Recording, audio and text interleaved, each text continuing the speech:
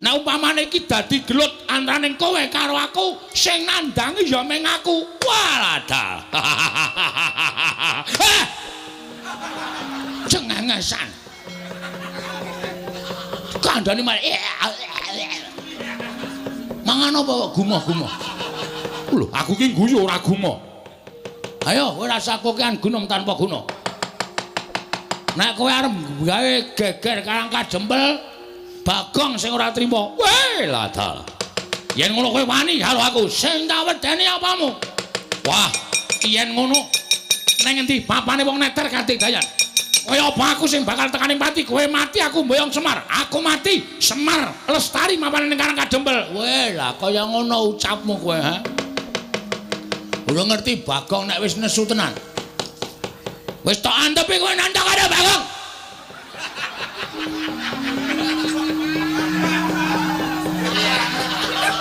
Lai Kresna guyu ngopo? Bagong niku lho. Lastri nyawang nesu kok sakarepe dhewe. Omonge cepete ra jamak-jamak. Ratune kok ya betah-betahe ngono lho. Wong saka kene ambune wae abape bathang tok kok. Kok ya ratune iki tanpa lunga. Warane karo bawenan. Arwani karo ponokawan Bagong. Aku wis ngentekke raja kaya kowe iki enem akhir-akhir iki. Hah? Modar kabeh mungsuh Bagong. Dadi nek kowe arep kurang ajar karo Bagong, oh, ketiban sikile Ndara Werkudara ora mati derajat. Emut Den, Gus. Ndara Werkudara emut. Sampeyan niku satriya peng-pengan wis dicokot karo ratu kaya ngoten kok ngglitakne cara kula isin. Eling Ndara.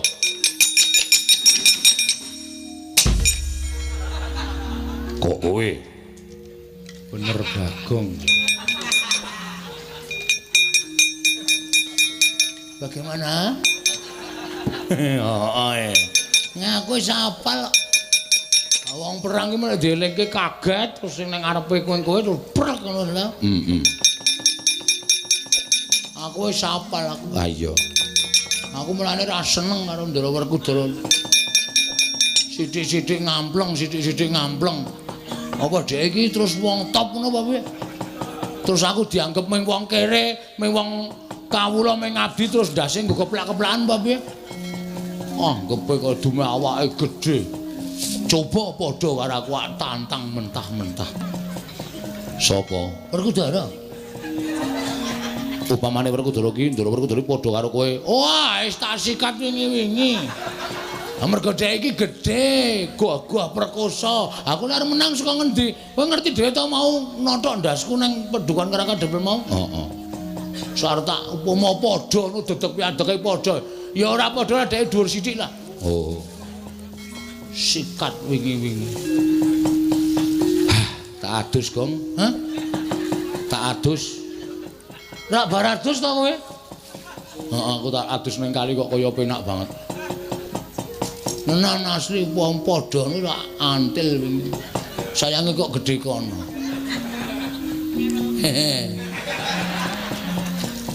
Sowo sing padha karo kowe? Petruk.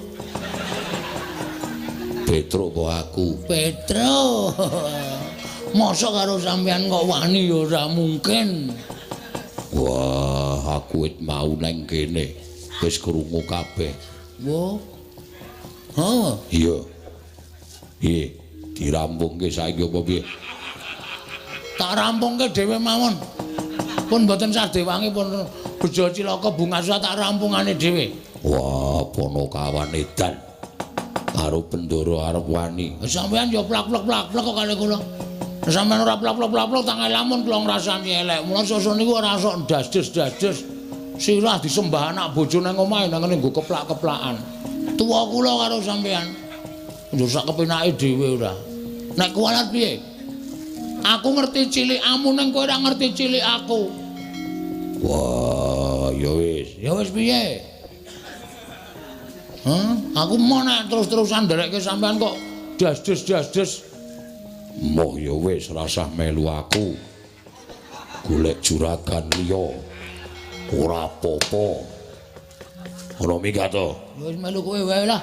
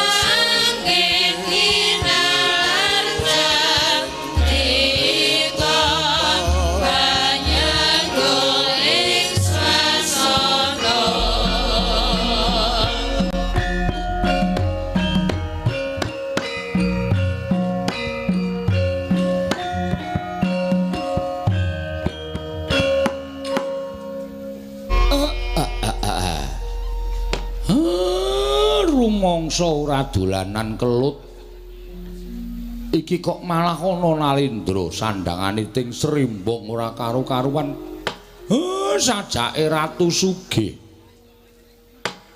iki sapa Bagong iki kancamu apa kok kaya Jumina ta iki sing sok nang omahmu ae apa heeh udu kae sandhangane ting Srimbang ning suwek-suwek. Iki udu. Oh ya ora tepung aku, Pak. Nuwun sewu sinuwun. Sampun dinten kula tumambuh yekti saweg sepisan menika kula wanuh. Panjenengan menika Nalindra saking pundi? Sinten jejulukipun? Kula nyadong dawuh. Wonten napa kok rawuh enten sudung kula namung gubuk alit kados mekaten menika. Oh, jagat Dewa Bathara. Ya jagat pangestu Nggara. Kusik sadurunge kowe takon karo aku lan tak wangsuli apa kang dadi pitakonmu. Apa pancen kepara nyata kowe ingkang aran Semar?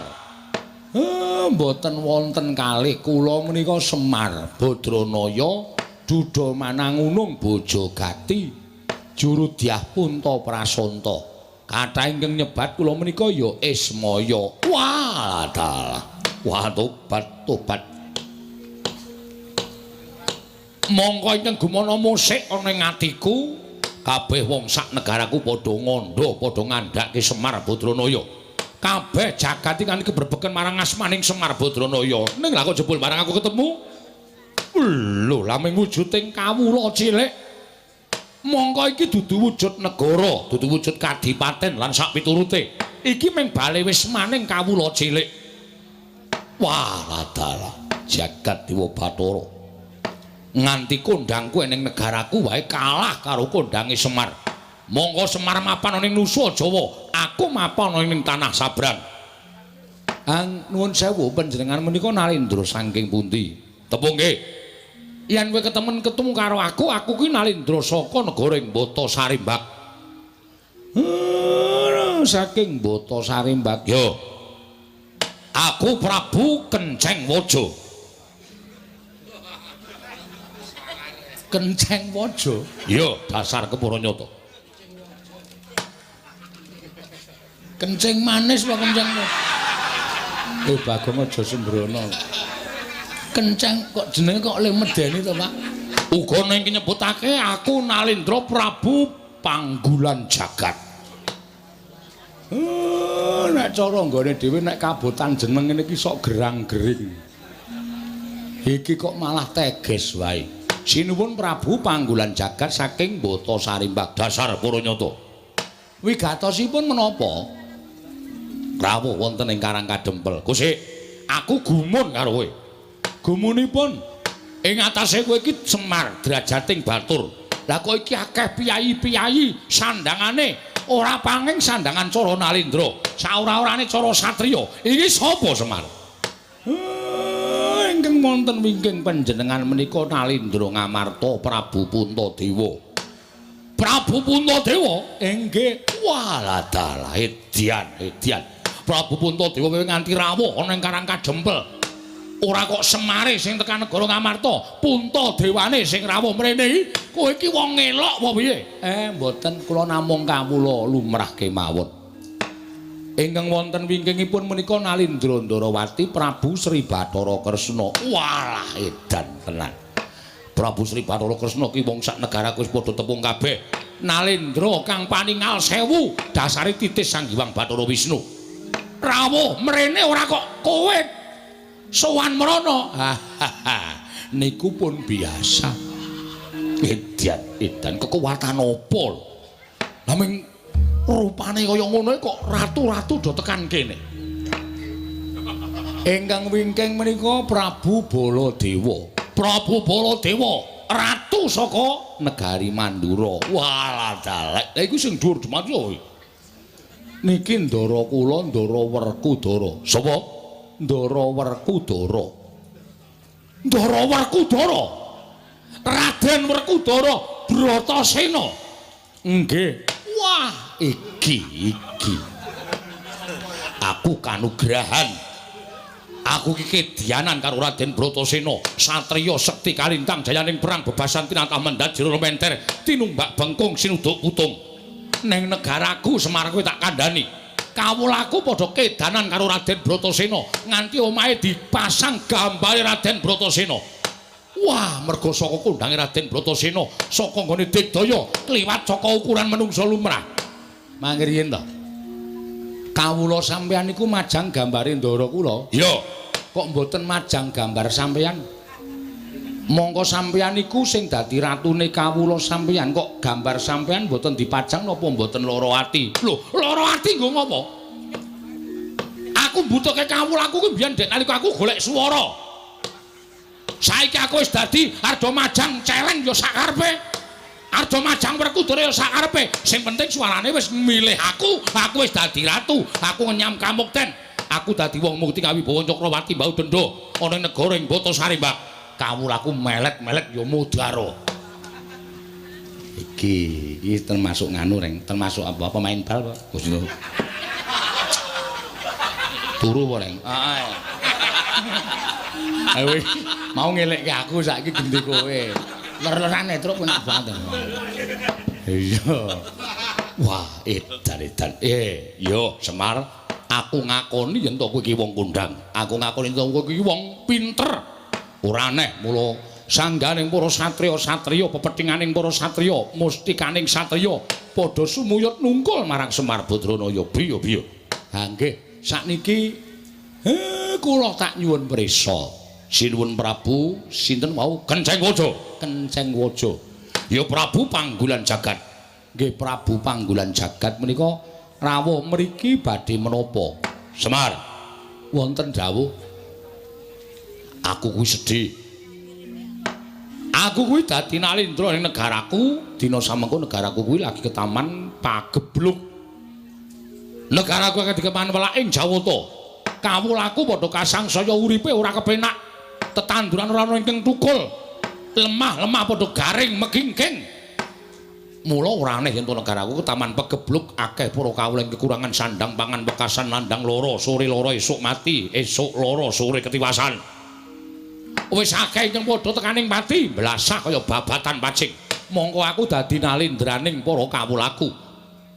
Aja nganti aku dirasani dening para kawulaku, mula aku mbudidaya ngupaya srana supaya negaraku entuk tamba bisa uncat saka pakebluk ing tumama. Nggih. Aku nglakoni tapa brata.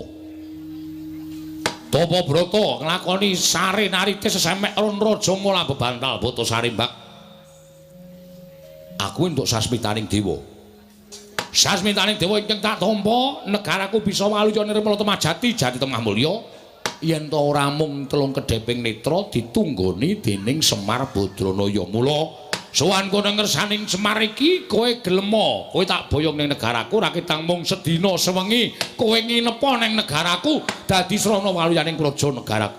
Batasari, Mbak, ya prajaku. Mar. Yen kowe kepengin njaluk pitukon apa? Kowe tak boyong ning negaraku sedina wae. Kowe njaluk dibayar apa tak bayar? Pirang miliar, pirang triliun tak bayar kenceng, ora-orane nek tak cicil tak bayar. Apa kowe njaluk omah? Kowe budal ning negaraku, omahmu iki tak bongkar, tak bangun. Sak kedheping netra kowe wis duwe kraton ing magrong-magrong. Apa kowe njaluk sandangan sing apik? Yo. Jarikmu wis ora wangun dienggo. Ganti jarik sing prada Mas. Aja mung suwengan lombok abang, suweng inten sak kurungan jago nek ora kewer-kewer kupingmu. Ning tak sembadani. Nggih. Apa kowe njaluk kalung kesehatan? Mesti bakal tak paringi supaya uripmu tambah dawa watuk-watuk ilang. Sesek ora bakal tumomo, panu kadas kurap ilang kabeh. Ketoke iki ratu bekas bakul obat ketoke.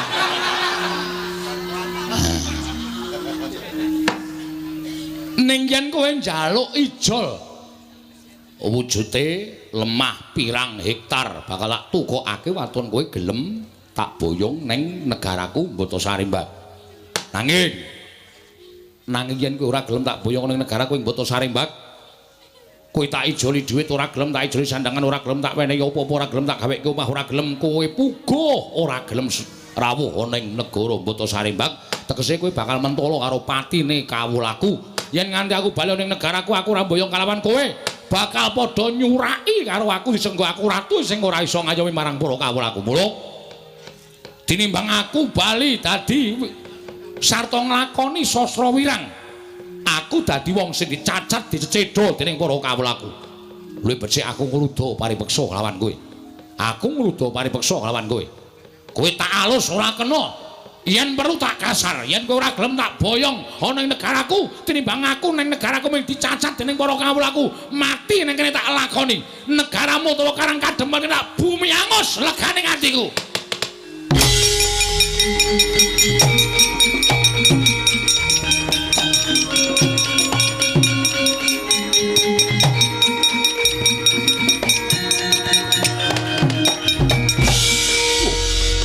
Sowoy aku ngucap bumi angus Karang Kadempel kok ana menungso matane gedene rajamak-jamak.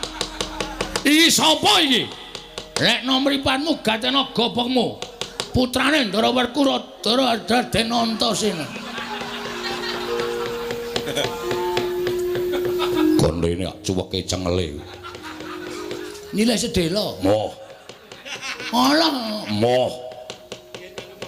Sapa iki? Iki dudu anake Ndara Werkudara, iki teleke Ndara Werkudara. Aku anake Semar, aku Bagong aku. Wah, Bagong. Wah, iki oke kawulaku ya sing tepung karo iki. Jarene wonge lucu. Ya lucu ya iso, kejem ya iso. Lho, lucu ya iso, kejem ya iso. Kaya sak gedhagan iki, aku aja tok anggap bergurau. Ata aja anggap sembrono. Ning kata-katamu sing kliwat saka ukuran, kowe arep boyong karo Bapak Semar. Sapa jenengmu? Prabu sapa? Kenceng Gusi, Kenceng Waja. Kenceng Waja. Ora sak penakmu dhewe kowe ngrasani Karang Kadempel. Ora sak kepenakmu dhewe kowe arep meksa karo Bapak Semar. Tak omongi ya, ning tanah Jawa kene iki ukurane hukume wong nyilih kuwi disilihi, nek ora disilihi ya wis nampa. Hukume wong takon diwangsuli. Ngono lho. Dadi nek kowe arep boyong karo Semar, nek Semar nek gelem ya boyongan ora masalah. Nek Semar ora gelem aja pisan-pisan meksa karo Semar. Mergo kowe arep berhadapan karo Kapolsek Karang Kadempel. Kapolsek kok wetonan Soping kok dadi Kapolsek. Ya men cerewet napa. Mbone ora iso crita iki rasah crita bong. Oh butuh sekolah barang. Kowe ngapa cerewet terus? Meneng iki lagi tantang-tantangan malah di sapenake dhewe. Yen ngono kowe sing dadi palange Prabu Panggulan Jagat bakal boyong Semar. Arta boyong-boyongan ora masalah. Arta kapak-kapake nek Semar gelem ki terserah kowe. Wong dasare aku ya wis jelen duwe Bapak Semar. Ning ora usah ngucap arep bumi angus Karang Kadempel. Karang Kadempel ki bumi kelahiran kowe, Mas. Karang Kadempel ki tanah kelahiranku. Aku lahir ning Karang Kadempel. Mula aku ki jejer putra bumi sing wajib mbelani Karang Kadempel. Sing wajib aku iso njaga Karang Kadempel. Nek ana wong sing arep ngosasik Karang Kadempel, arep gawe geger Karang Kadempel, ajange ora ning dadane Semar, ning dadane Bagong. Wah, jenenge Bagong. Waduh. Aku mas ngaku Antasena e. Bagong ya Antasena. Ngopo to? Mbah ya santai ora. Wah, Antasena dapure kaya dingklek. Rupa kok kaya dingklek ya, Tru.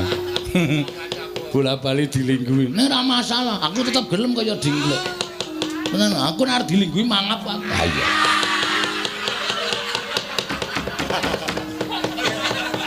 Mangap.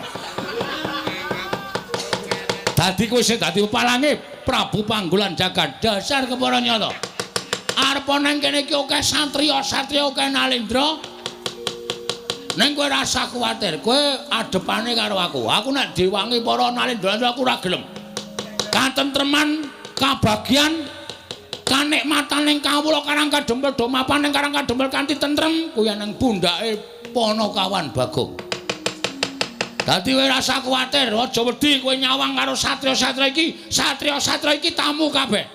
Nah umpamane iki dadi gelut antaraning kowe karo aku, sing nandangi ya meng aku. Waladal. Cengengesan. Kandhane malah mangan apa kok gumoh-gumoh. Lho, aku ki guyu ora gumoh. Ayo, kowe rasa kokean gunung tanpa guna. Nek kowe arep gawe geger Karang Kadempel, Bagong sing ora trima. Weh, ladal. Yen ngono kowe wani karo aku, sing tak wedeni apamu? Wah, yen ngono nang endi papane wong neter kanthi dayan. Kaya apa aku sing bakal tekani pati, kowe mati aku mboyong Semar. Aku mati, Semar lestari mapane ning Karang Kadempel. Weh, lah kaya ngono ucapmu kowe, ha? Ora ngerti Bagong nek wis nesu tenan. Wis tok antepi kowe nandhang karo Bagong.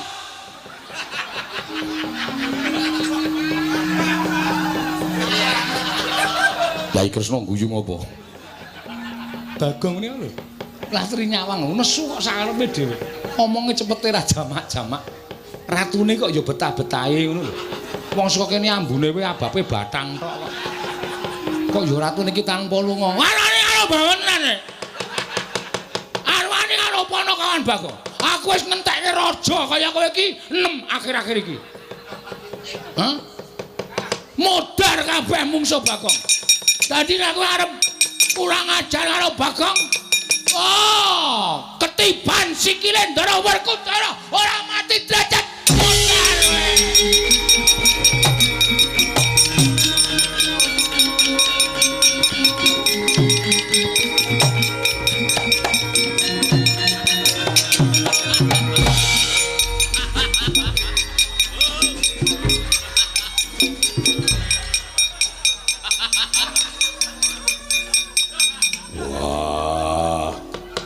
Ana centelane apa?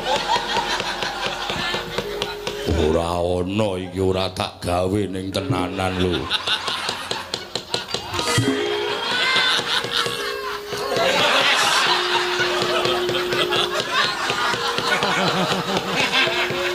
Sajake sing natah lali mbiyen.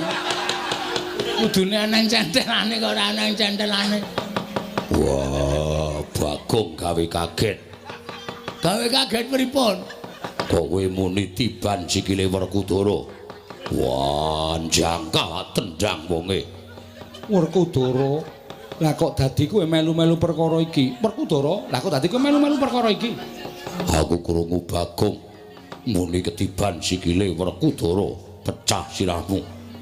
Kaya wong kaget aku terus jangkah. Sirahe ratu mau terus tak tendang. Wah, dudu salahku, salahe Bagong. Weh, kok sik, kok salahku ngopo? Wong aku ora ngopo-ngopo kok. Aku ra akon. Kula mboten kula mboten akon sampeyan. Kula mung muni ketiban sikile Ndara Werkudara, pecah sirahmu. Aku terus jangka. Sing muni akon sapa? Aku ora mung ngomong to. Sampeyan niku sing kagetan. Wah, edan. Ora edan iki tenan. Ora ana wong Jawa kejaba nek aku Ndara niki mang tendang. Iku kalimat perintah. Berarti sampeyan kula kon. Nek kula muni ketiban sikile Ndara Werkudara, apa ana kalimat perintahe? Ora ana to? Wah, ampun rika ditandangi. Sing nantang ki kowe, sing nendang sapa? Sing nendang daharamu Werkudara, sing nendang tanggung jawab. Aku kamen padu. Ora ngopo-ngopo. Pripun Den? Wah, celeng. Kapusan karo Bagong. Lah wong niku kudu nganggo pikiran, kudu nganggo. Niku lek medantang sing apik Ora iso. Wis ben nang kene wae.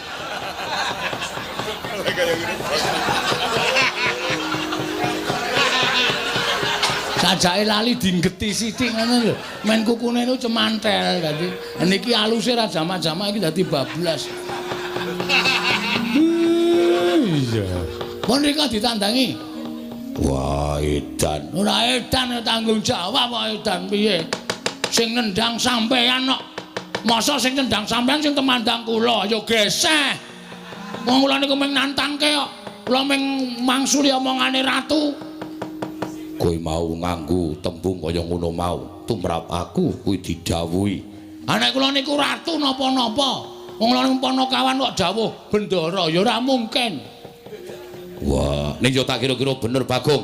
Bagong ki ora ana tembung akon karo Werkudara. Mesine Werkudara kudune tanggap karo ukarane Bagong, aja kok sak kepenake dhewe.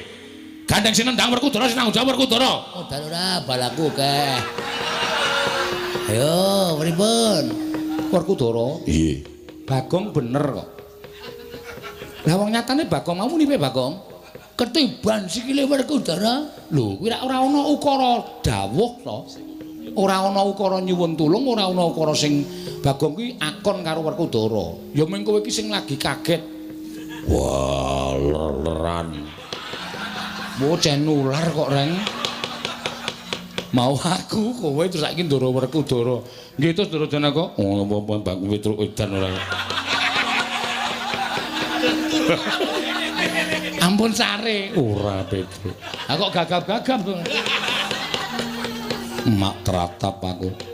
Werkudara nek ora iso nglampungi tegese siadi. Iso miwiti ning ora iso ngrampungi, iso nggelar ora iso nggulung. Aku moh yen to duwe kadang iso miwiti ning ora iso ngrampungi tegese ora tanggung jawab. Wah, edan.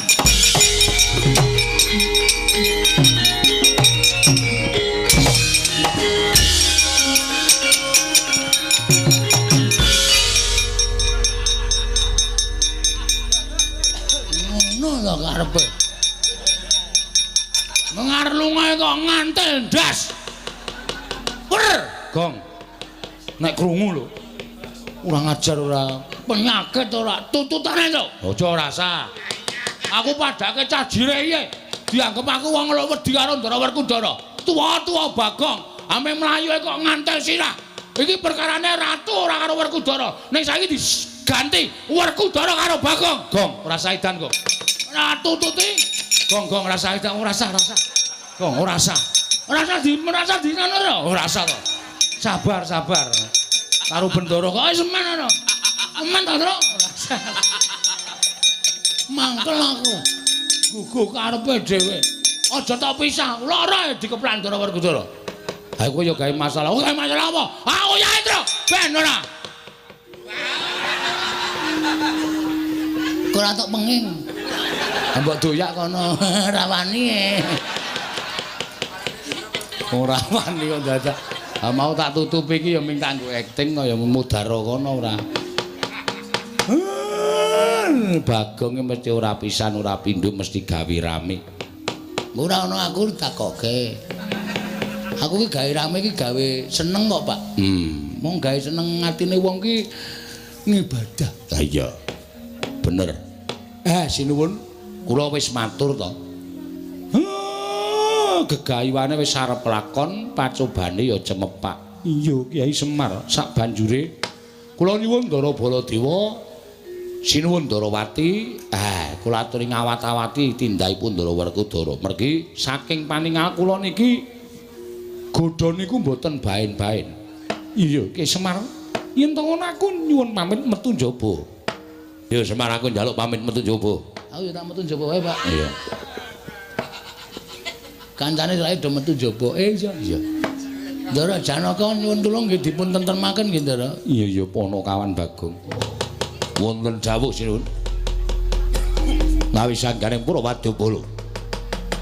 Kewareng ingkang ngabdi pun tumenggung Prawara Kendra Cemadung dawuh. Nggih, nadyan kula tumenggung salukat katun barat Cemadung dawuh Dewaji. Saperangan wadyabala saka ing Bata Sarimbak dina samangka jendhok kendhani kono dantanang Malkepara Kencana. Merga nggonku bakal mboyong Semar ana ing Mepalangi. Lho, sinten ingkang pantuna palangi paduka Gusti kula ingkang sinuwun. Ora ana kejaba mung atmajaning Lurah Semar Badranaya. Ingkang wani sekecap boten sekecap mangsuli kelawan Nalindra Ratu Gustimu Prabu Panggulan Jagat. Sajaipun sampun suwuk nyawanipun. Atmajanipun Lurah Semar Driwantun lan panjenenganipun Gusti kula ingkang sinuwun. Mula kula jambak wonten ing dandan Kepara Kencana dina samengko ketapno para wadyabala. Kawinan bumi angus karang kadempel niki lajeng pangkatipun abdi benjang menapa ora ketang sampung obor colok lintang mangkato dina iki nuwun ngestaken dawuh.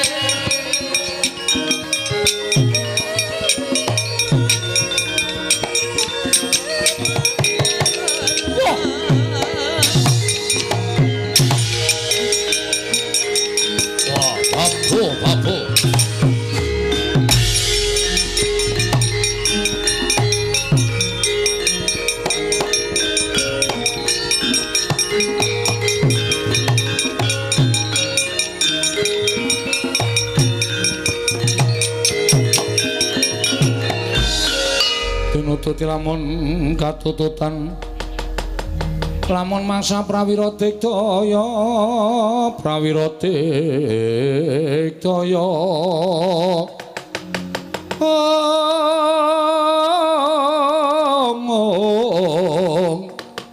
ora ngono magawe gelari rawang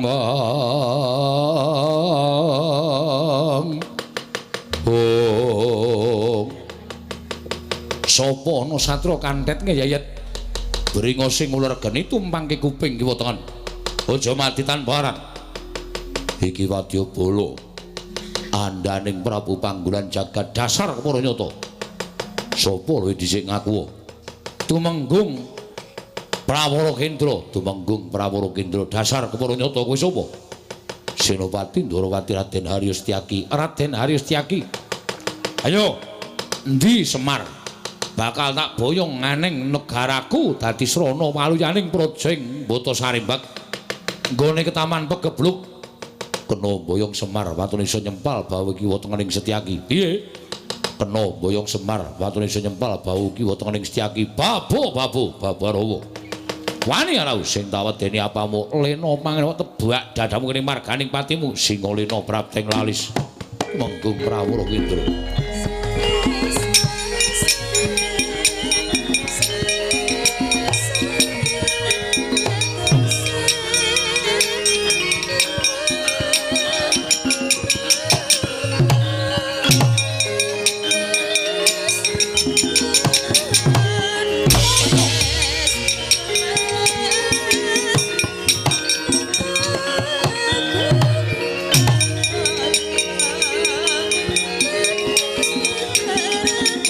Thank you.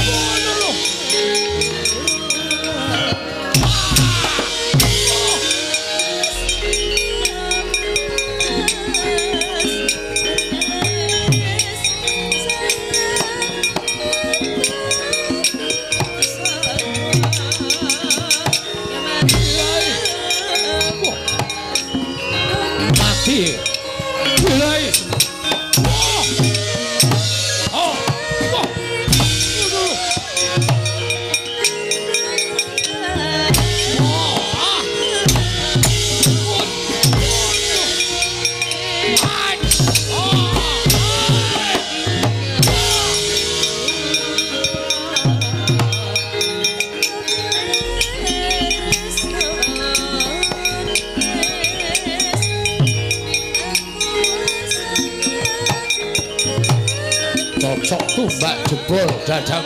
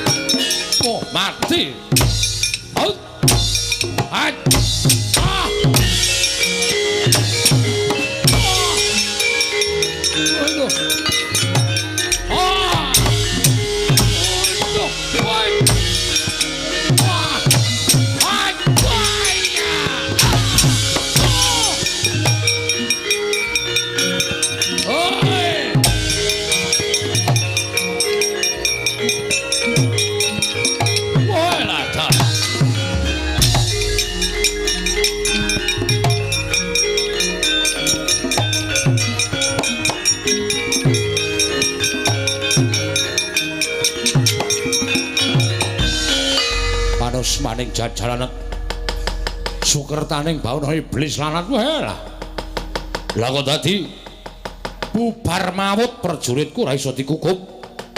Mungsu wong karang kadempel mongko mung kawulalit. Ning pancen diwangi karo satriya sing dimong karo Semar Badranaya. Apa mbok anggap aku wong loro saudon telu saurban? Iki Prabu Panggulan Jagat, ayo aja maju, mbok siji maju bareng mara leganing atiku.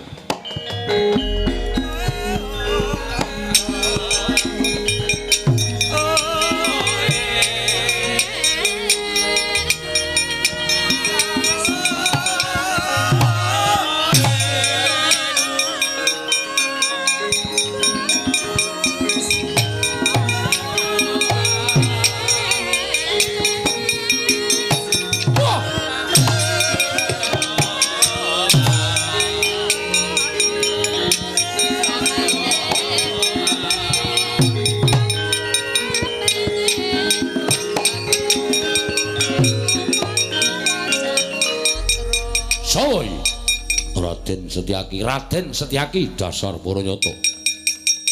Kowe Prabu Panggulan Jagat yo. Ayo Ndi Semar, tak boyonge marang negaraku. Dadi sarana waliyaning projeng Mbata Sarembag. Somboyong Semar Badranaya. Lamun iso nglangkahi kuwandaning Setyaki piye? Iso nglangkahi kuwandaning Setyaki. Sumuk nyawamu pengen meruput tinjo kayuwanganing Bathara Yamadipati. Kowe pengen mati mungsu Prabu Panggulan Jagat kelakon penjangkamu. Ora usah kokean pepanggal. Kene margani pati walat.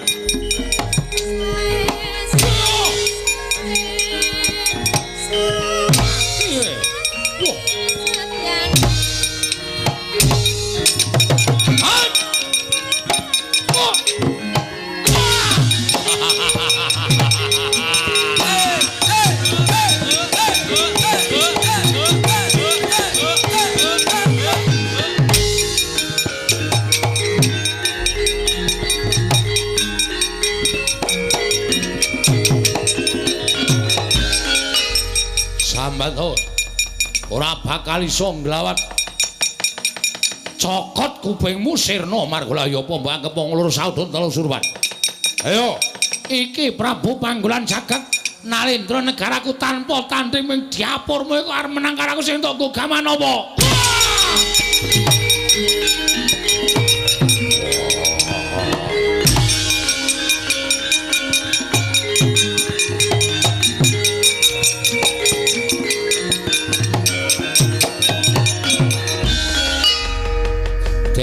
Den, Ndara Setyaki.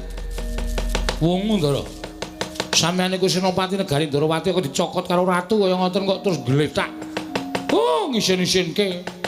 Ora sembodole maju nomor 1 kok mung dicokot ratu kaya ngoten kok njero ora eling Purwadasina niku nek cara kula isin. Wungu den.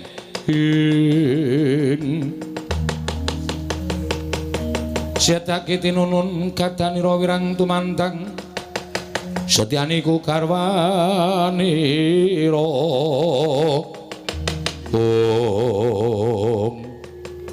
Petro non ora ngerti sangkan parane nyokot karo janggaku nganti ora eling. Wah, Ndara Werkudara ngamuk.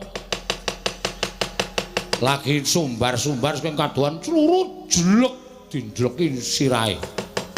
Ratune mau nggih mati apa ora? Mboten ngerti wong. Waduh mati aku. Ndara Werkudara mlayu mriko nututi. Ora pati nduga ngono. Yen perlu dikrubutak krubuti karo Kakang Mas Yudipati. Pun monggo mawon watone ngarang kadempel tentrem ajeng cara pripun mawon kula nderek terus. Yo terus.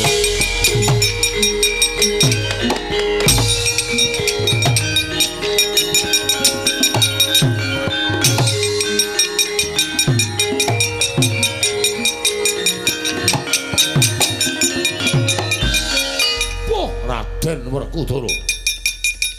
Sing mau tak takokke karo Semar Badranaya, dasar Baranyata. Prabu Panggulan Jagat. Piye? Kowe ora usah dadak melu-melu perkara iki. Ayo semingkira. Kowe aja bakal mboyong karo Semar. Semar wis kandha ora bakal sagu mbok boyong marang negaramu. Kowe semingkira. Piye? Semingkir. Semingkir? Yo. Aku gelem semingkir. Watone iso mboyong karo Semar Badranaya. Sapa sing ngalang-alangi sedyaning Prabu Panggulan Jagat aja kok jamak lumrahing menungso. Dewa mudhun wae aku ora bakal mundur secangkah.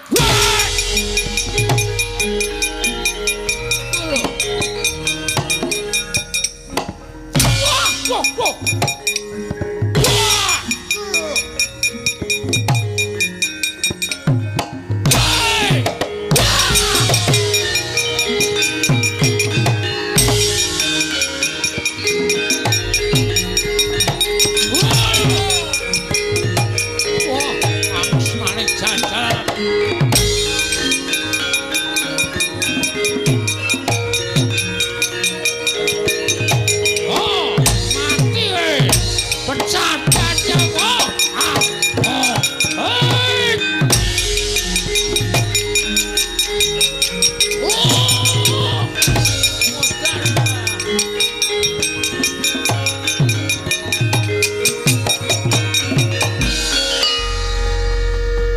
Gong, tak mod ndase.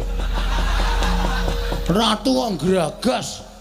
Sapa-sapa dicokot, sapa-sapa dicokot. Ndara Werkudara dikapake. Aku weruh ya, Tru. Heeh. Ngantem Ndara Werkudara ora apa-apa kok ndrumak cekel nggon gulu. Ndara Bratasena nganti ora eling. Dilingke, Gong. Gah. Kok emoh? Iki nek dilingke ora eling terus nothok. Mbok wis rasah ngelingke. Eling ya karepmu ora ya wis. Emut Den, Gus. Ndara Werkudara emut. Sampeyan niku satriya peng-pengan dicokot karo ratu kaya ngoten kok ngglithakne cara kula isin. Eling Ndara.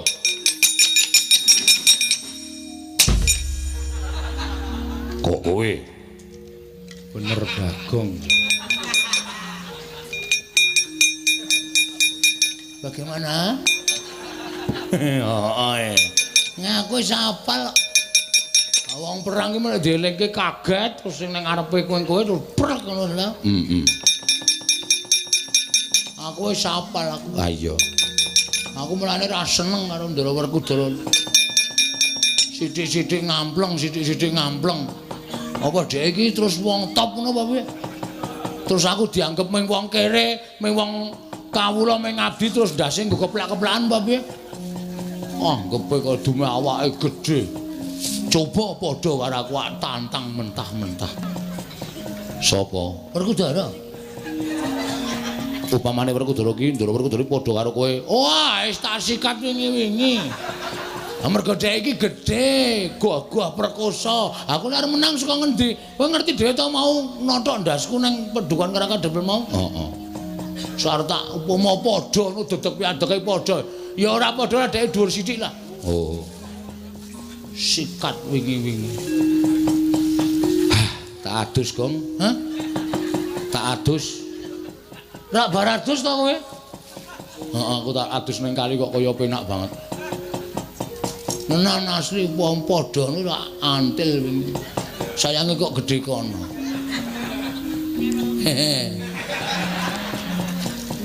Sowo sing padha karo kowe? Petruk. Petruk apa aku? Petruk. Masa karo sampean kok wani ya ora mungkin. Wah, aku wit mau nang kene. Wis krungu kabeh. Wo. Ha. Iya. Piye? Dirampungke saiki apa piye? Tak rampungke dhewe mawon. Pun mboten sadewangi pun bejo cilaka bunga tak rampungane dhewe. Wah, ponokawan edan. Karo Bendoro arep wani. Sampeyan ya plak-plak kok kali kula. Sampeyan ora plak-plak tak lamun kula ngrasani elek. Mula sosok niku ora sok dasdes-dasdes. Sirah disembah anak bojo nang omahe nang nggo keplak-keplakan. Tuwa kula karo sampeyan. Yo sak kepenake dhewe ora. Nek kuwalat piye? Aku ngerti cilikamu ning kowe ora ngerti cilik aku. Wah, ya wis. Ya wis piye?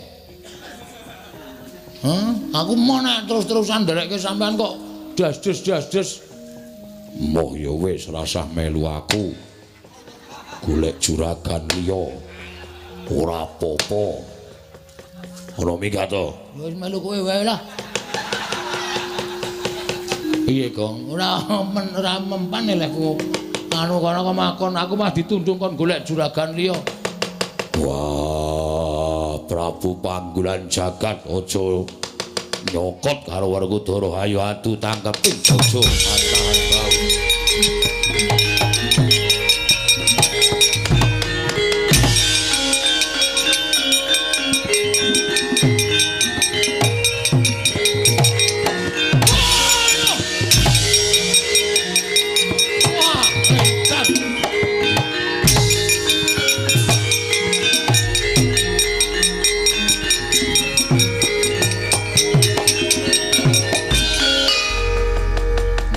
Ora tatanan.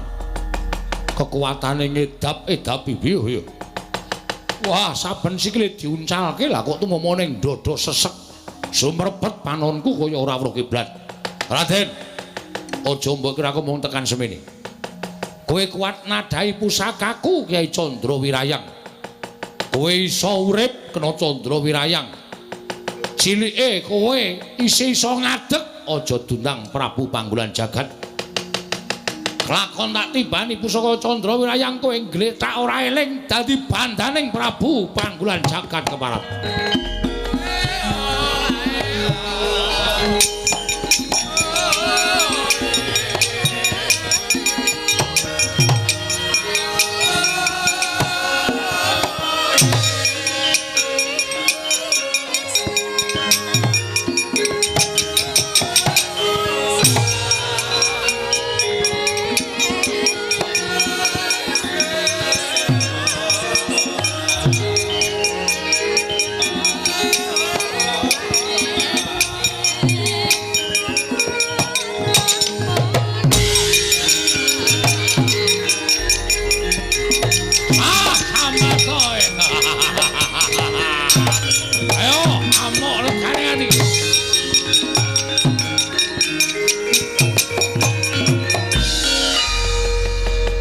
Pusakaku kelumpruk tanpa daya.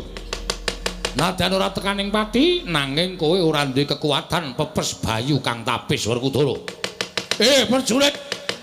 Bondo tangane krincung sikile leboke pakun jalan si Werkudara. Iya.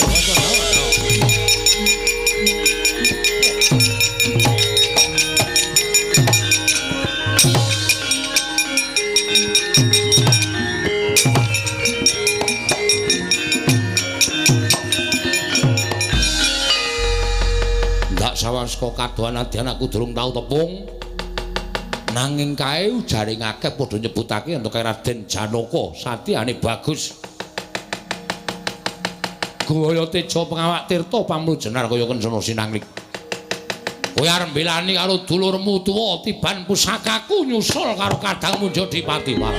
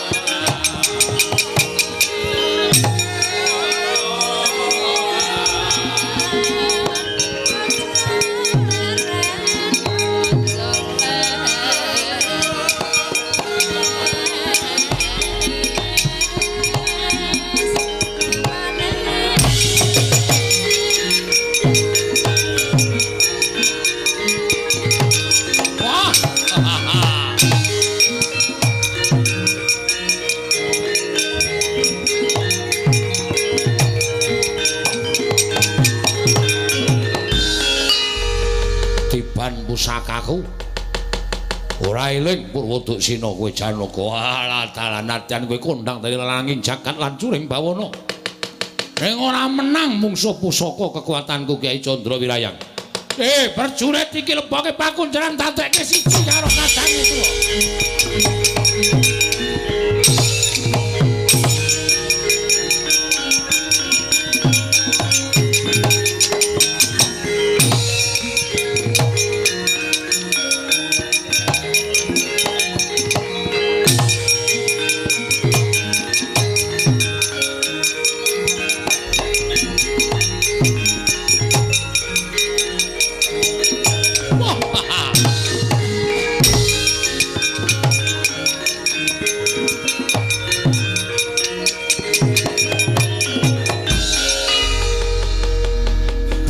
Puntadewa inggih sinuwun sewu-sewu karapatanipun ingkang abdi tadah wadana ngantos kula wantun merpeki dhateng jengandika Gusti kula ingkang sinuwun ing Pambata Sarimbak sinuwun Prabu Panggulan Jagat krana kula sampun nyumurupi bilih kadang kula kekalih Werkudara lan Janaka sami kapuping Rana Madyalaga kawon tanding kaliyan jengandika Gusti kula Sanata.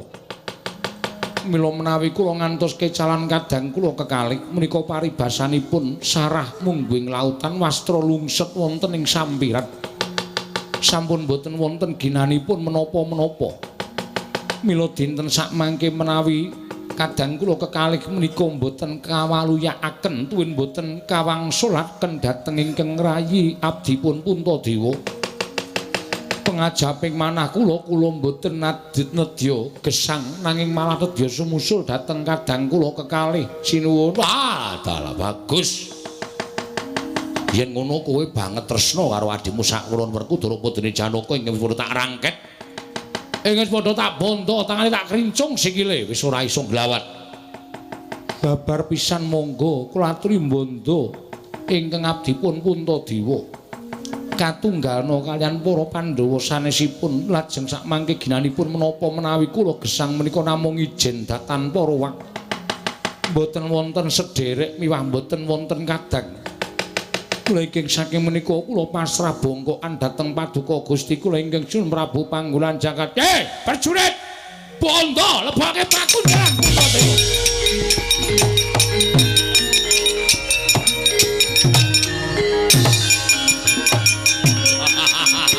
Ayo sapa meneh?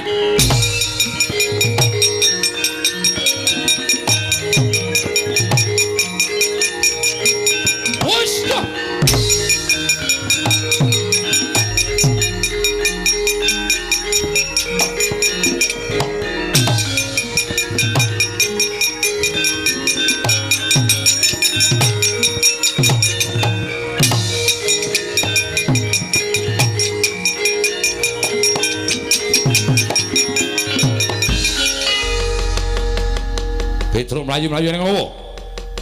Matur Ndara Baladewa sewu lepat diagung mangsami ngeten. Yo, ning ngowo.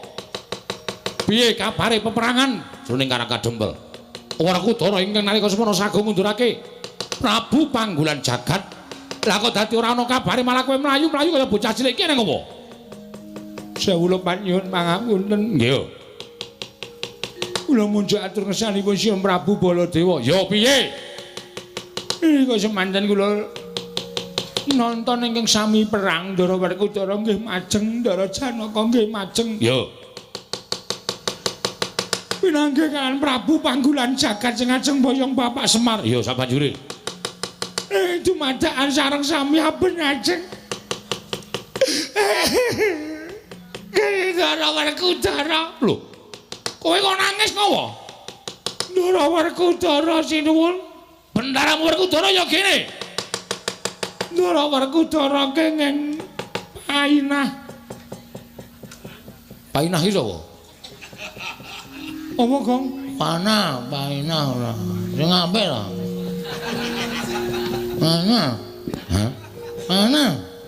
Panah. Kenging panah. Ndara Werkudara nglumpruk tanpa daya. Lajeng Ndara Janaka nggih majeng. Ndara Janaka ya nglumpruk tanpa daya. Lajeng Ndara Puntadewa ya maju. Ndara Puntadewa ya nglumpruk tanpa daya.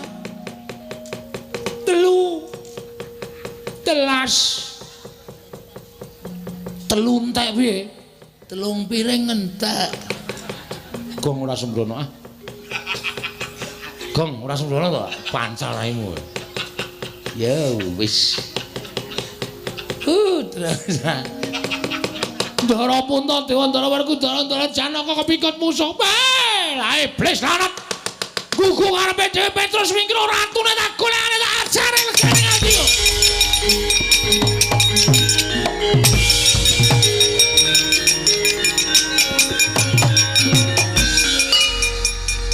Ning mlayu kok dadak nyampar rai lho. Mesti kulino aku. Lamit. Ya ngopo iki ora? Dadak nendang barang ora. Nendange ra bener. Tak paske moto entuk pipi.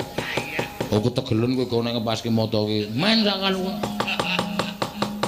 Hati-hati ya Gong, iki muga-muga Ndara Baladewa ki iso ngrampungi karya Den. Ngatos-atos, Ndara.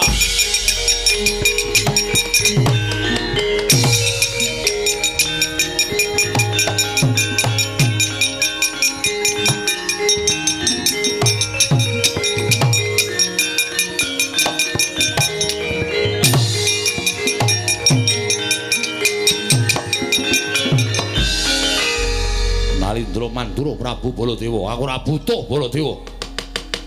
Aku ora butuhake Ratu Mandura. Ning kowe arep mbelani karo dulur-dulurmu sing wis tak rangket. Baladewa. Kowe arep mbelani karo Werkudara, Janaka karo Puntadewa, tiban pusakaku ora tak gawe tekaning pati. Ning tak gawe kewirangan nggonmu urip ana ing alam padang saka panguwasaning Kyai Candrawirayang Baladewa.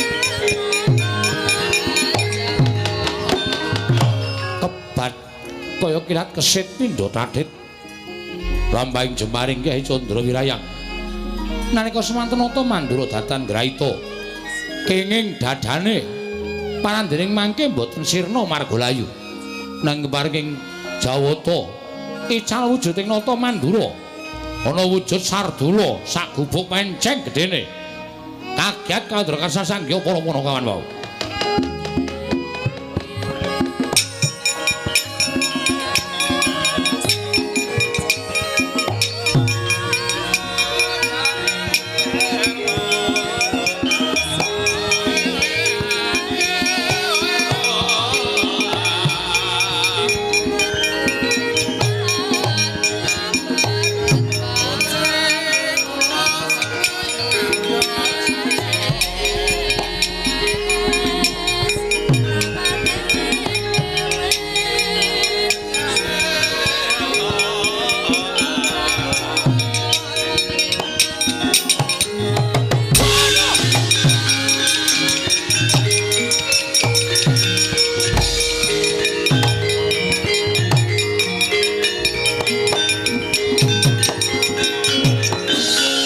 manusmaning jajalanan sukertaning bawana wah menungsa licik kowe panggolan jagat durung babak kulitmu durung putung balungmu kowe ngentokke pusaka ana dadaning Baladewaya menene yo yen berat juweng-juweng kuandamu Den Dara kenteriyen Den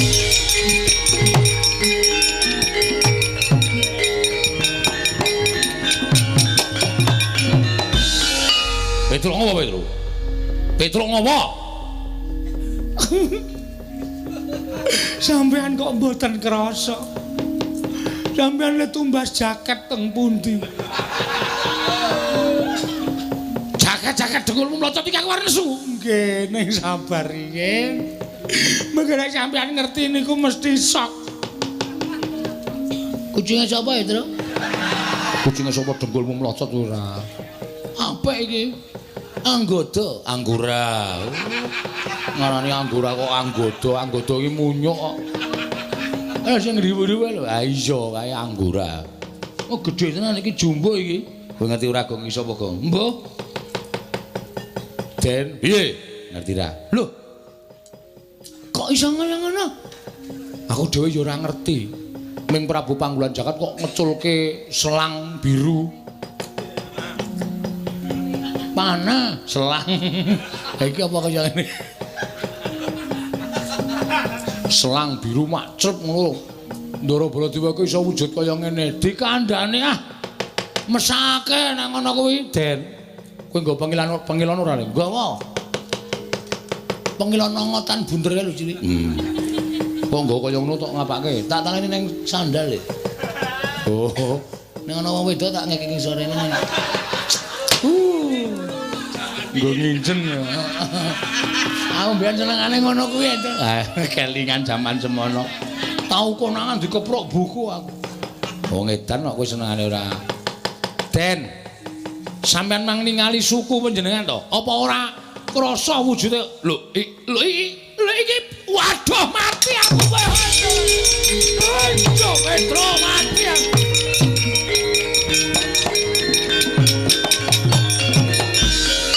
Waduh mati Petro iki aku piye iki? Petro iki aku dadi kaya ngene iki piye Petro? Kula dhewe ya ora ngerti. Sampeyan kenging panah nesu-nesu wau terus ngerti-ngerti wonten kebul makbul.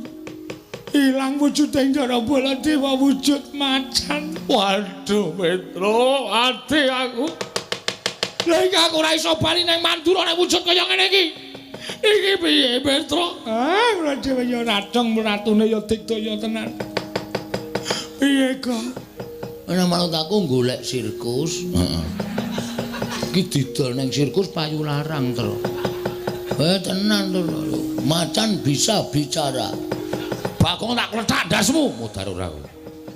Ora sembrono aku ki ratu, Gustimu didol ning sirkus ki apa? Ora usah dijelaske, ndak malah. Duto wektu. Ngeten mawon. Piye Petro? Sowan Bapak Semar.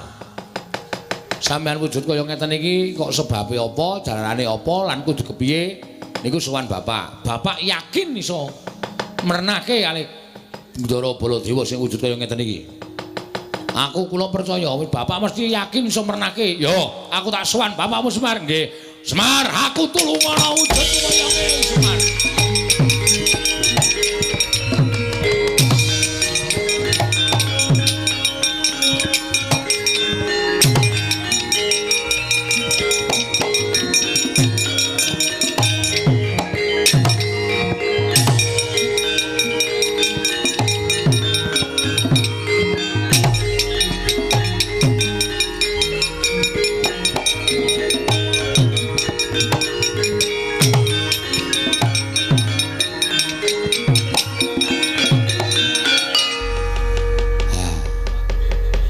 Petro iki sapa Petro? Niki sinten napa Ndara Baladewa, Pak? Ndaramu Baladewa? Nggih. Lah kena ngapa? Kula ngetutke kena panah terus dumadakan wulan wujud dadi Sardula kaya ngeten niki. Blegek kugek sak tulita mel Semar mati aku. Aku tulungono Semar, aku tulungono. Semar piye kanane kaya ngene iki? Nggih. Nuwun sewu, niku sampean ora luput ora kleru ning pancen niyate diwirang-wirangke karo Panggulan Jagat. Pusakane Panggulan Jagat pancen digdaya. Napa sing dikarepe Panggulan Jagat iso kaleksanan, iso kasembadan. Ketitik sampeyan kena pusaka iso dadi sardula kaya ngoten. Aku ora iso bali nang negara Mandura. Aku tulungono Semar. Aku tulungono iso bali nang negara Mandura pulih kaya wingi wujud nata Mandura Prabu Baladewa. Nggih, nggih. Ning enten syarate. Syarate apa? Miturut petungan kula sampeyan iso dadi Baladewa malih wujud menungsa lumrah. Nek sampeyan kudu iso nemokke teng pundi ndara kula katelune Ndara Puntadewa, Ndara Werkudara, Ndara Janaka le dikunjara kali Panggulan Jagat. Nek sampeyan iso nemokke, iso ngluwari Ndara Puntadewa, Ndara sinten niku Werkudara, Ndara Janaka, kula kinten sampeyan bakal bali kaya wingi uni. Ning nek sampeyan ora iso nemokke Gusti kula katelune, lha nggih sampun nyuwun pangapunten. Kula ora iso pripun-pripun sampeyan tetep wujud kaya ngeten selawase. Aduh mati aku Petruk piye? Anggen niku kudu dileksanani goleki mawon. Mula sampeyan mang lunga saking mriki mang goleki temu didurunge Ndara Puntadewa, Ndara Werkudara, Ndara Janaka le dikunjara. Kula kanteni anak kula Petruk nala Garing Bagong. Supaya sampeyan aja nganti dioyak-oyak wong desa, dioyak-oyak para kawula disengguh macan tenanan. Yo. Saguh mboten? Yo, aku saguh. Nek pun saguh, mriko mang mlampah liwat mburi mriki mawon ndak ketemu Panggulan Jagat. Petruk Bagong daramu iki tutna. Waduh. Tutke macan, Gong. Ayo wis mudhun derajate. Mau ngetutke satriya saiki mengetutke macan. Ora apa-apa. Engko nek ngelih ati dikresak. Bagong aku ora doyan daging. Macan kae aku pangananku kaya menungsa. Oh nggih pun, soalé mengko nek tiba-tiba sampean lapar terus kula pas nunggu sampean terus maem ya cilaka temen entruk. Iya. Pun monggo den kula dherekaken. Ayo Petruk aku turno. Monggo Gus kula dherekaken Pak, kula tak ngetutke anu napa macan. Ya sing ati-ati jaganen. Aja nganti dioyak-oyak wong Karang Pradesan.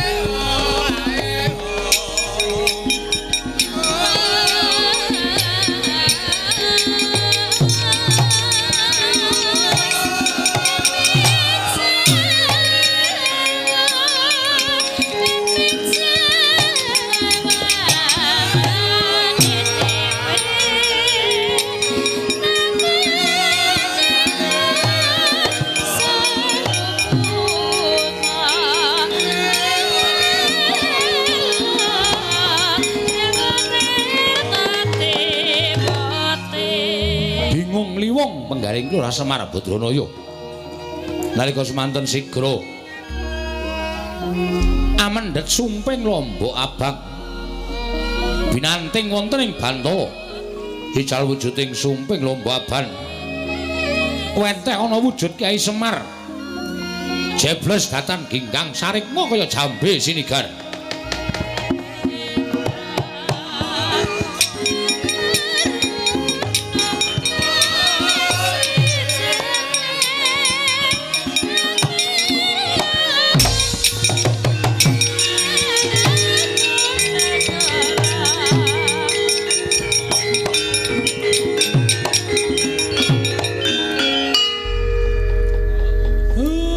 Semar, kowe gaweanku.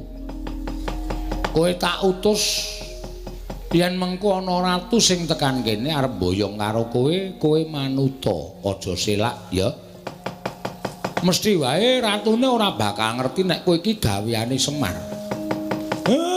Aku tak ngatas kelawan dewaku. Ing ngatasi Semar mung kepengin bangun desa wae lah kok dadi kaya ngene pacobane iki kudu tak tampa. Nek pancen iki saka keparenging dewa, aku lahir batin ikhlas nanging yen iki pancen niate para menungsa sing watak angkara budi candala. Aku sing ora trima wis ngono wae welingku aku tak mangkat saiki. Mengko nek ratune teka ladenana aja nganti gawa gelo. Atine ratu kae mau.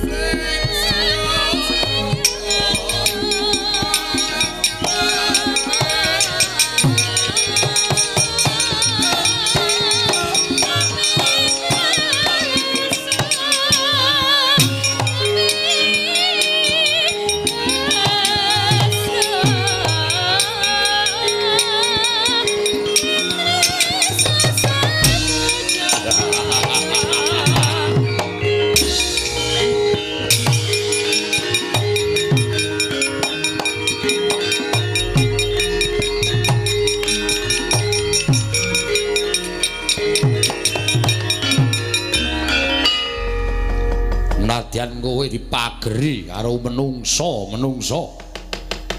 sing padha tresna karo kowe nang nyatane kabeh ora ana ingkang monggo pilih mungsuh aku. Swar. Dina iki kelakon penjangkangmu bakal mboyong karo kowe. Ming dijaluki tulung supaya gawe srana negaraku kilang pagebluk lah kok dadi kowe malah sajake ngewak-ewakake ngias. Ayo kowe saiki ora ana sing bakal menehi pengayoman karo kowe. Kowe gelem ora gelem tak boyong marang negaraku. Semar. Lho malah ming mesam-mesem. Gedumel ora metu suarane. Nek ngono kowe ora bakal kumbe, ora bakal serak. Ayo tak boyong dina iki regane aku.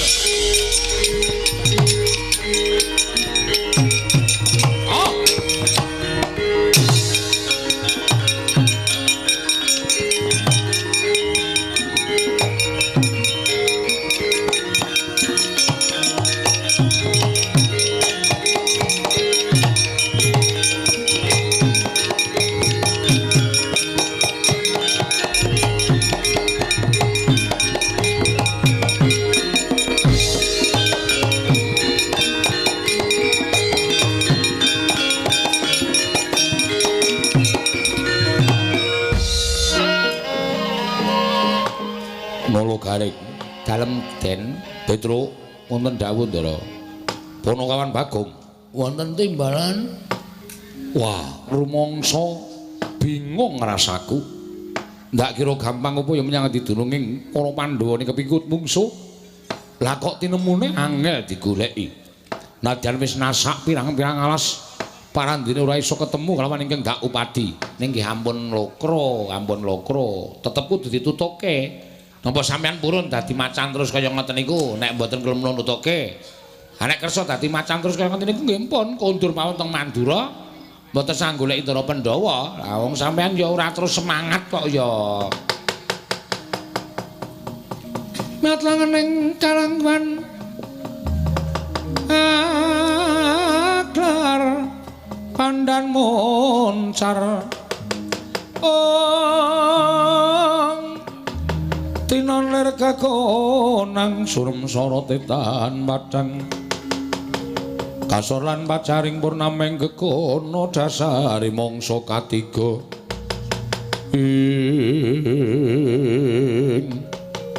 yen to pancen kaya mengkono ayo Nolo Garing Petro Bagong goleki meneh menyang endi papan denenge para Pandhawa ngene iki mlebu teneng pakunjaran monggo Gus kula derekaken monggo Den Pandhawa tata gati Wisraya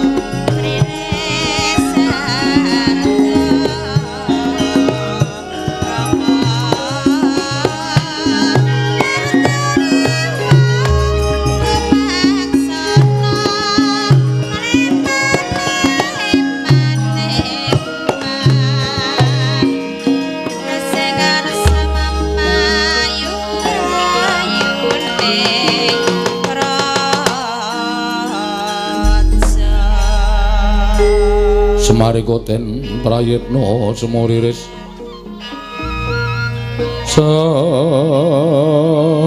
semuriris eko balik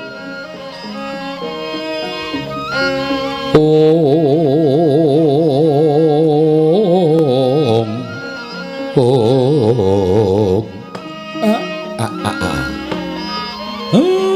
Bukulun kula ingkang sowan. Iya. Ismaya ulun wis mangerteni kita ing ngabiyantara ning ngarsa ulun bayana parigawe apa Semar. Lha niku namung badhe nanjihaken ing atasipun kula niku mung duwe sedya kepengin bangun desa. Lah kok dadi pacoban sing kula tampa kok malah mboten kanten-kantenan. Mboten namung tumanduk dhateng pun Semar nanging ngembet dhateng punden kula para Pandhawa.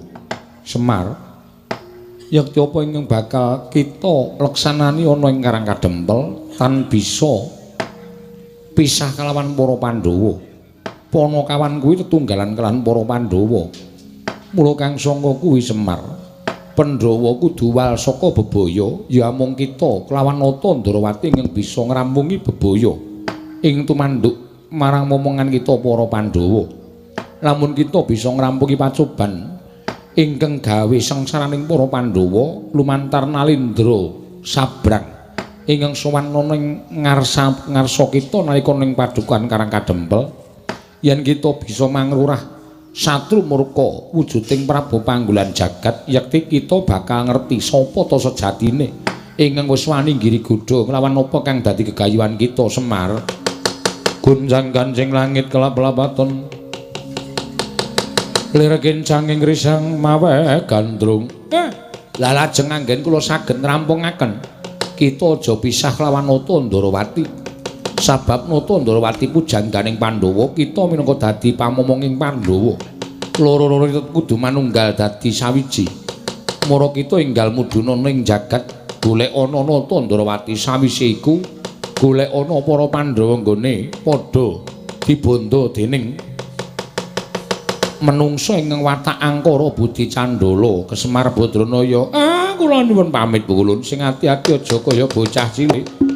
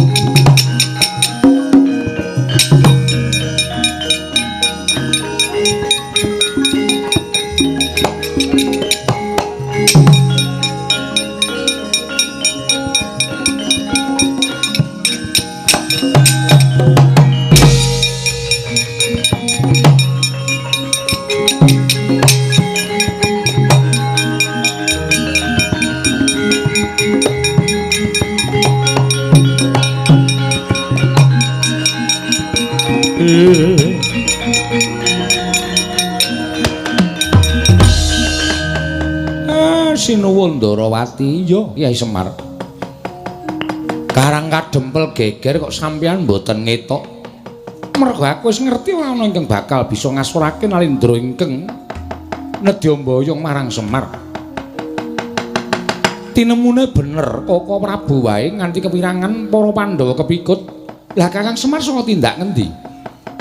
Sowan Sangase Prana. Kula namung badhe kepengin nyuwun keterangan supaya pepadang tumanduk dhateng kas Karang Kadempel. Sabanjure panjenengan niki kudu sing ngrampunke sampeyan kalih kula. Monggo para Pandhawa kepikut Kyai Semar. Goleki ampun nganti kelangan Pandhawa Ndara.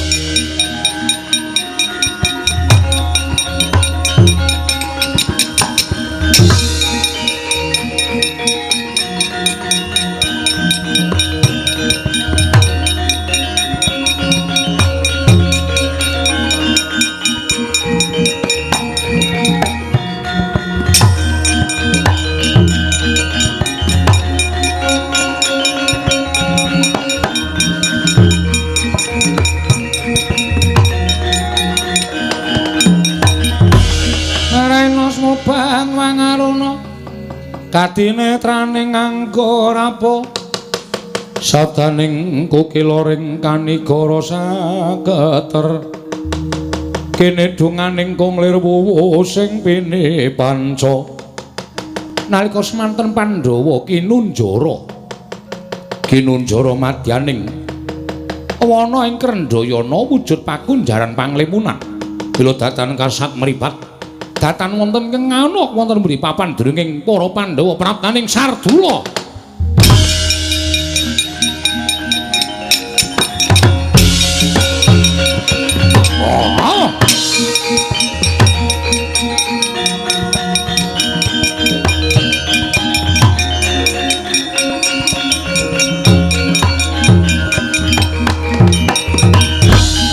Petro wonten dawuh Den.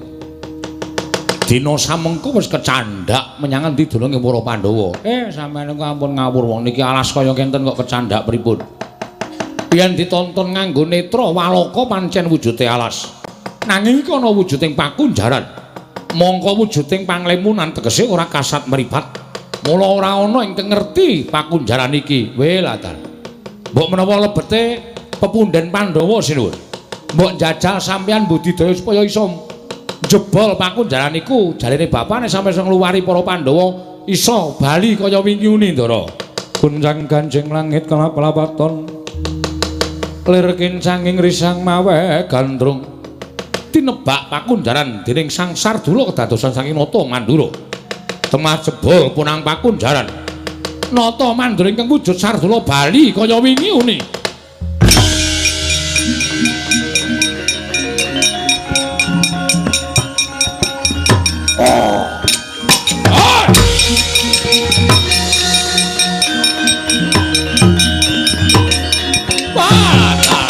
Waduh Yai.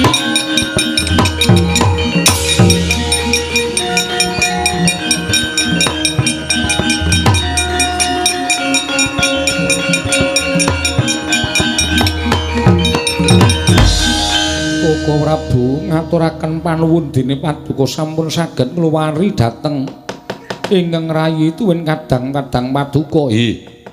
Anggen kula anggembudidaya supados saged kaleksanan kula menika ngluwari dhateng para Pandhawa. Menawi kula mboten saged ngluwari karan para Pandhawa, tangeh kula badhe wangsul kados wingi uni. Wah, Baladewa aku ngaturke panuwun. Ya, Werkudara padha-padha. Koko Prabu kula ngaturaken panuwun. Ya, Arjuna. Tiba padha-padha ora apa-apa ya. Nyatanipun Kakang ya wis iso bali wujud kaya Nata Mandura ingkang sadurunge.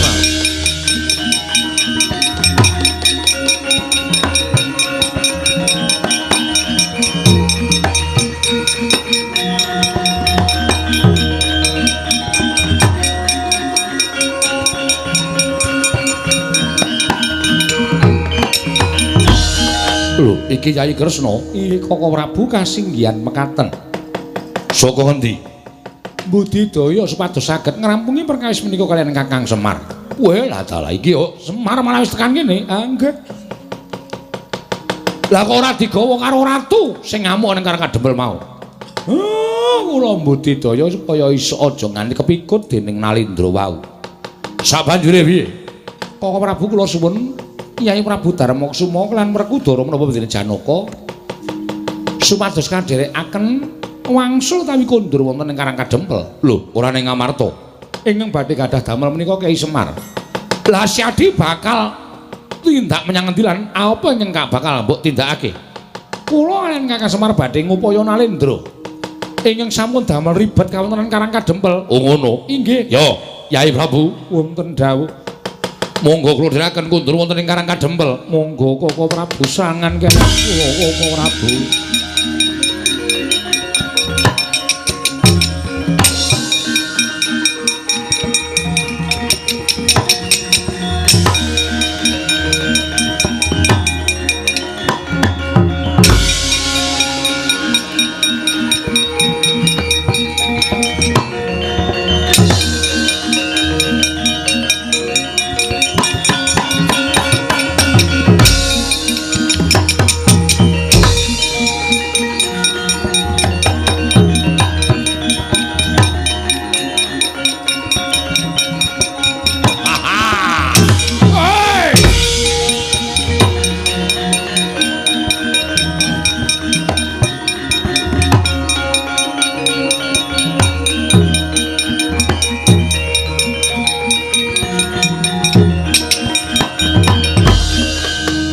Weruh Semar. Kondange kowe wong waskita, kondange kowe wong awas. Kondange kowe wong pinter nanging saknyatane jebul bawur paningalmu. Ora tamat kelawan kahanan ingkang saknyatane. Kowe ora ngerti sapa sejatine aku. Nggonku mbudidaya gawe sirnamu wis tak angkah pirang-pirang abad nanging ora tau kelakon. Dina samengko bakal kelakon penjangku ngono bakal nyirnakake marang pamonging wong tanah Jawa.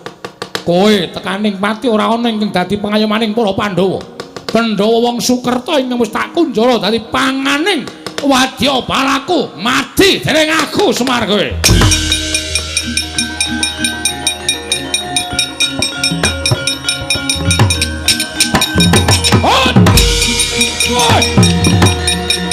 Edan.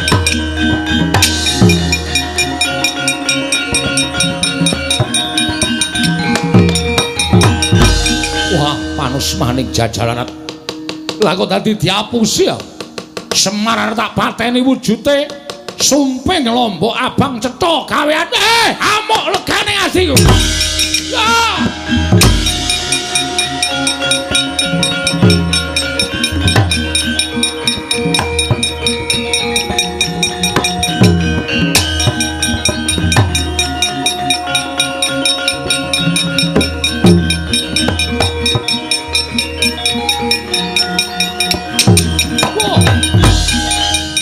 Wong ireng takon karo aku Nalindra Ndrawati Prabu Sri Bathara Kresna.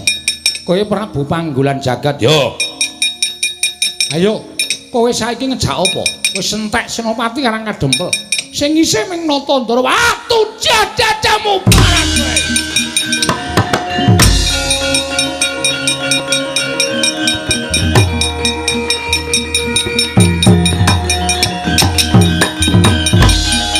Manungsa ora tatanan nggugu arepe dhewe ngina karo Prabu Panggolan Jagat Clorong Candra Wirayang. Wah, mbuh sakenane sapa iki? Wah!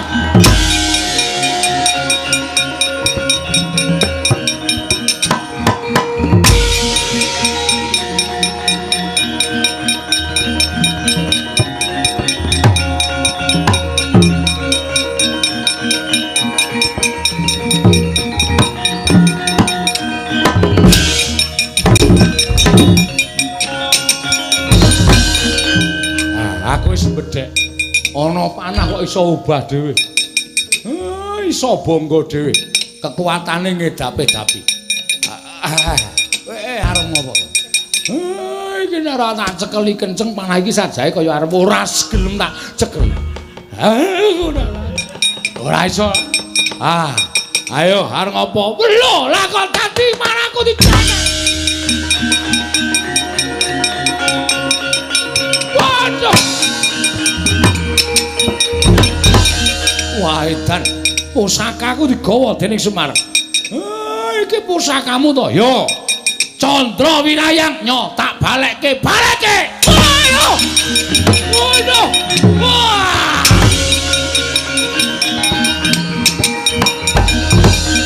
Tinujahaken wonten dadaning Sang Prabu Panggulan Jagat. Nalika semanten Yana Ayu Baskara Timangsa Sirna Margalayu. Panah Badar Betari Durga Sang Prabu Panggulan Jagat Badar Sang Hyang Bathara Kala. Woi.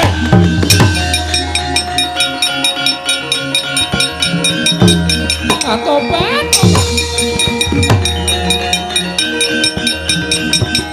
Woi.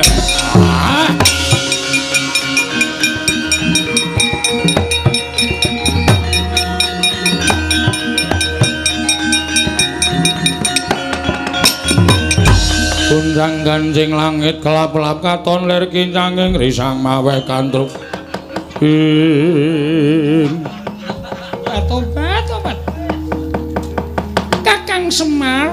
Biung piye iki lha kok dadi cabar ing gawe. Sabar ya kala sabar. Tak tembung karo sing kawogan kala sing kawogan. Aku selak luwe. Iya aku ngerti.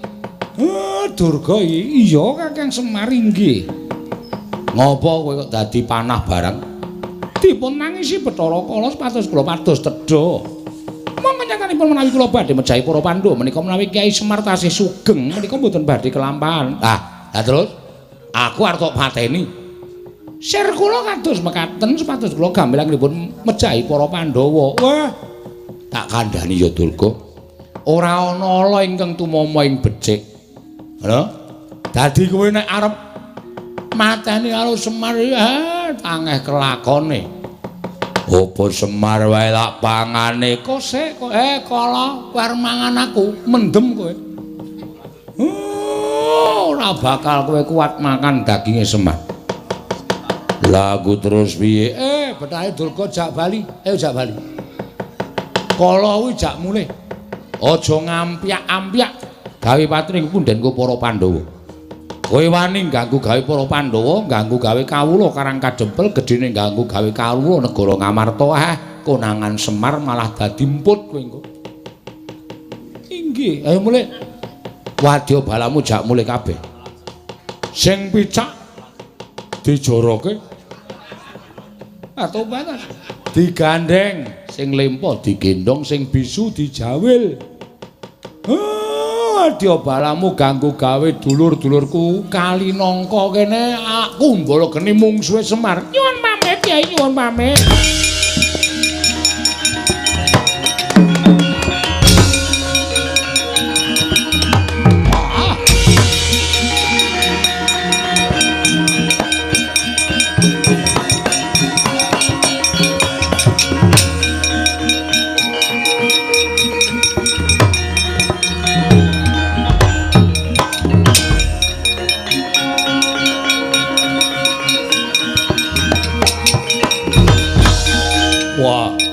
Satriya gagah Warakudara.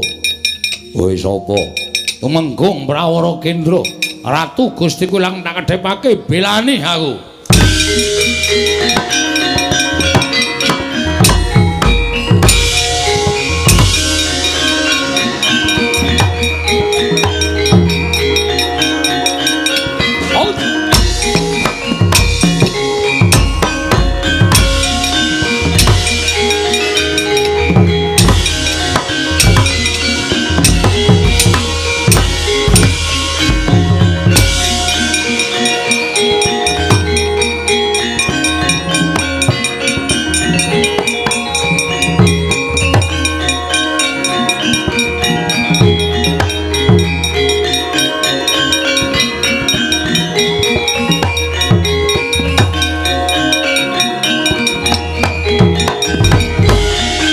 Madangi jagato mungo-mungo sak pucak ing wukir marebak bangsu mirat keneng soroting surya mega lan gunung